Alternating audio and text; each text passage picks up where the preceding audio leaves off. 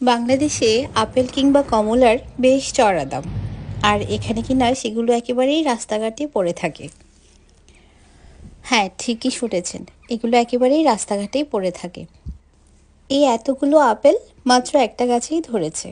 আর এরকম হাজার হাজার গাছ এখানে সুইডেনের চারিপাশেই আছে। আর সবগুলো গাছের মধ্যে এত এত পরিমাণে আপেল ধরে, যেটা বলে শেষ করা যাবে না।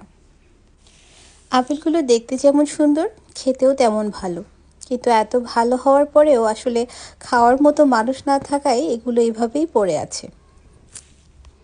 আর এই আপেলগুলো আমরা বাংলাদেশে কিন্তু অনেক দাম দিয়ে আমরা কিনে থাকি।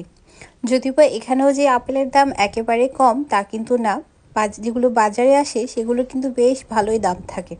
কিন্তু এরপরেও এখানে যে আপেলগুলো এই সময়ে পাওয়া যায়, খুব একটা খাওয়ার মতো মানুষ আসলে পাওয়া যায় না।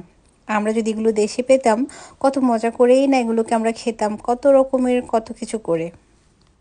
এত এত আপেল নিচে পড়ে থাকার পরেও গাছেও কিন্তু এখনো বেশ ভালো পরিমাণে আপেল ধরে আছে।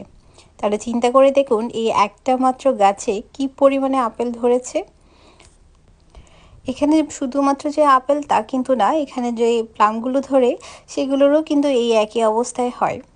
যদিও বা আপেলের তুলনায় প্লামের কদর একটু বেশি বলা যায়। তবে আপেলগুলো খাওয়া হোক আর না হোক, দেখতে কিন্তু বেশ সুন্দর লাগে। আমি যখনই দেখি শুধু ভিডিও করি আর ছবি তুলে রাখি, দেখতে কিন্তু অসাধারণ লাগে।